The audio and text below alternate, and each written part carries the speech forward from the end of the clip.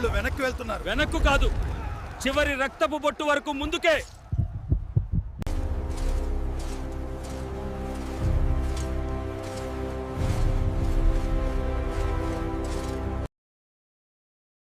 మీ నాన్న యుద్ధం నుండి వస్తున్నాడు. మీ నాన్న అమరవీరుడిగా చనిపోయాడు. మనకు చాలా దుఃఖం మిగిల్చాడు. చూడమ్మా, నీ అల్లుడు నన్ను వదిలి వెళ్ళాడు. నా బిడ్డ నేను ఒంటరిగా అయిపోయాము.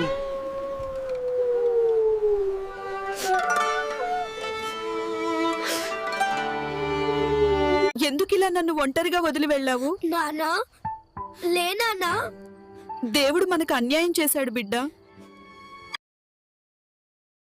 నానా ఎక్కడున్నావు? మీ నాన్న చనిపోయాడా?